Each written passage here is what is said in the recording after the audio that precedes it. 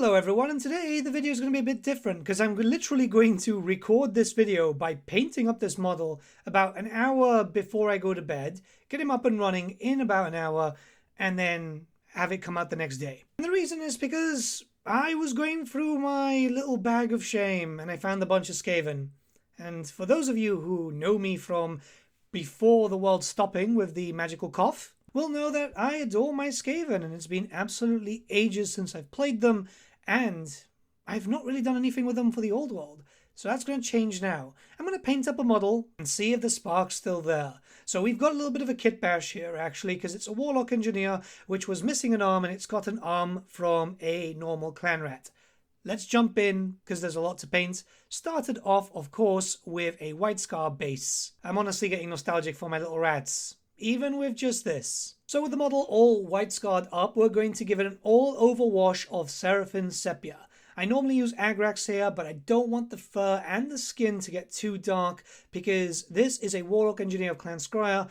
From my interpretation of them, they generally have a bit lighter fur. And I will be using some lighter contrast paints just to kind of get that out there.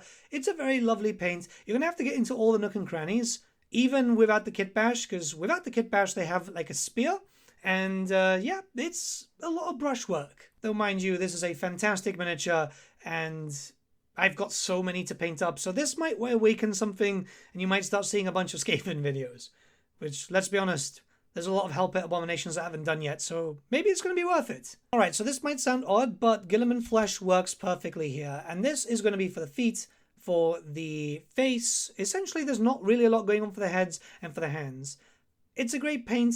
Don't get too heavy on it. Make sure that you're just not getting a lot of pooling there because you don't want it to get too dark. As always, an all over wash, especially for something that needs to look dirty, is going to darken it up afterwards anyway. And these are Skaven.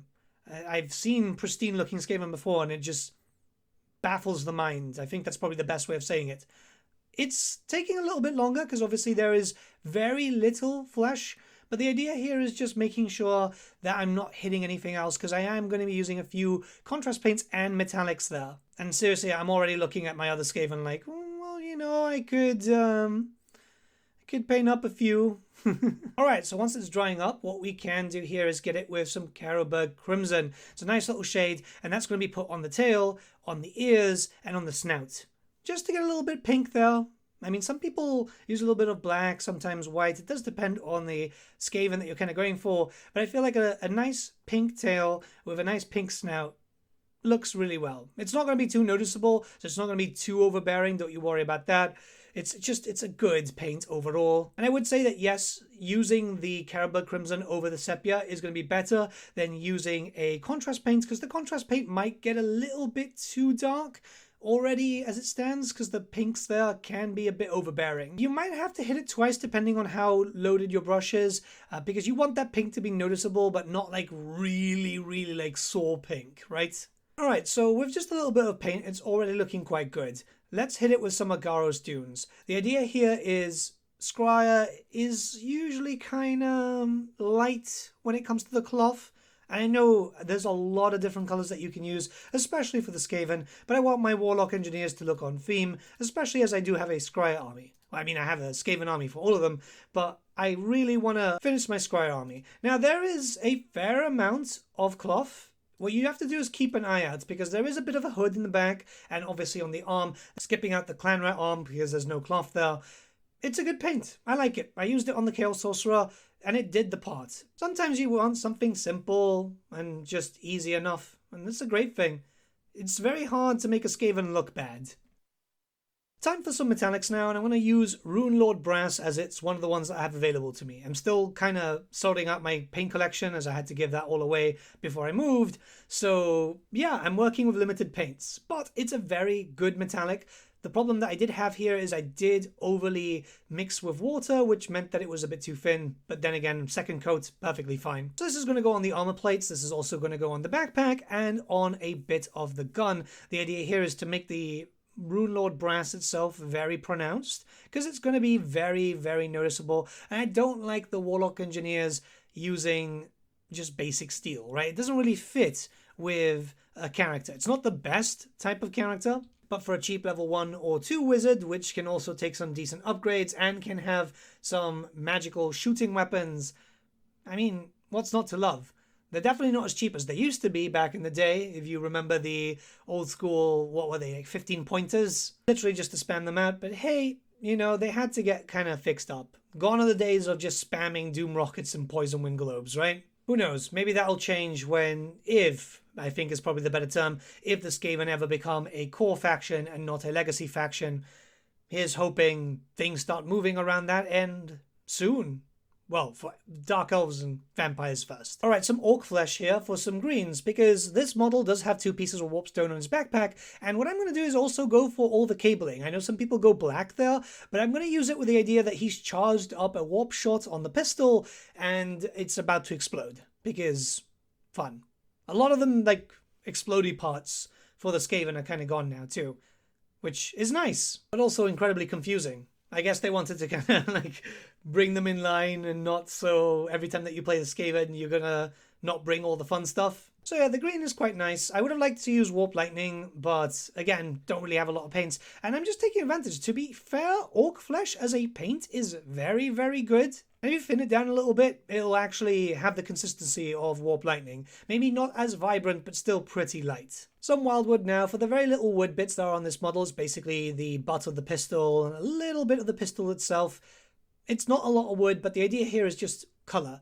With these tiny minis, you want to add in a lot of color, and I mean, for the Skaven, you want it to look a little bit different, or else it's just going to be too much of the same. It's still another brown, and there's a lot of browns when it comes to doing Skaven models, but I feel like a very dark brown really does make it pop a little bit. Leadbelcher now for the metallics that aren't going to be bronze. So the sword, the handle, the rest of the gun, because I did want to leave some there which would just be bronze, and iron for the sake of having something different there. And then just the little notches on the backpack, again, just to add in a little bit extra color where needed. I like Leadbelcher. It's one of my favorite paints. So if I can add it into a model, I'll happily do so. There's not a lot of work that needs to go into these types of models when it comes to that, because it's very, very minimal. You can skip this, but I would suggest going with as much as you can just to kind of brighten it up a little bit.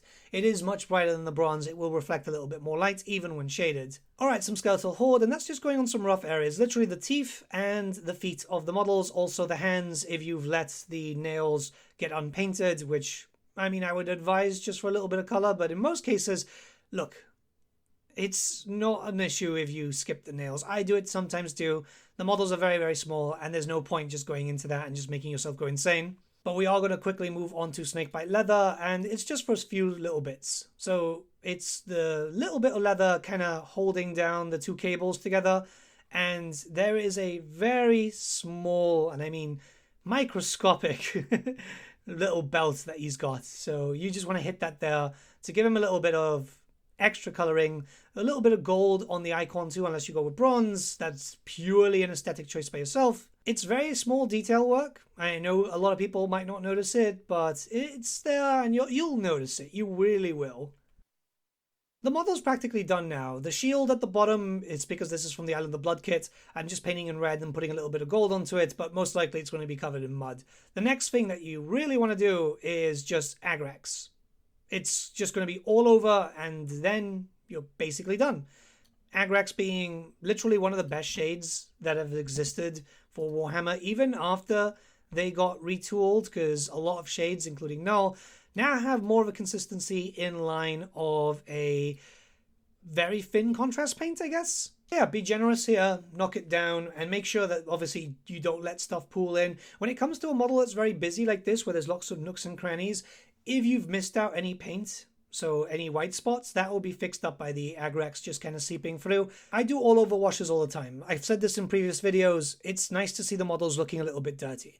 Sometimes it's good to spot wash with different types of washes, and I'll go over that in a video soon. But in most cases, I want my dudes to look filthy, because especially a Skaven, they're not going to be cleaning themselves. They live for an average of like 20 years.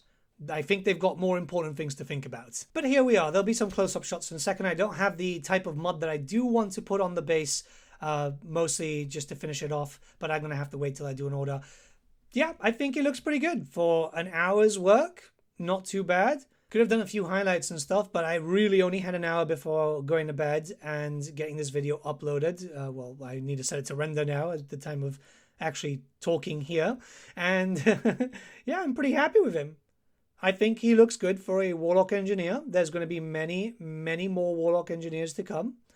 I do wish that I had a little bit more time, but at the end of the day, those who have seen my main channel when I was doing the battle reports before the world stopped for a bit, before the old world even launched, I am dedicated to Clan Pestilence, and I've got loads of plans to do some videos on some Plague Monks and stuff, and showcasing some kit bashes that I normally do with the Plague Monks, just for a little bit of a change, because I think it's quite important. But yeah, I'm pretty happy with this. Let me know what you guys think in the comments below. Let's start a bit of a discussion. If you're new here, consider subscribing. It's free, it doesn't cost anything. And there's going to be loads of videos on this channel at the moment, twice a week. So Sundays and Fridays. And once I can get into a bit of a better schedule, hopefully some inner workings about the actual game itself, some tutorials regarding that. But yeah, have a good one, guys. I'll see you all again very, very soon. Bye.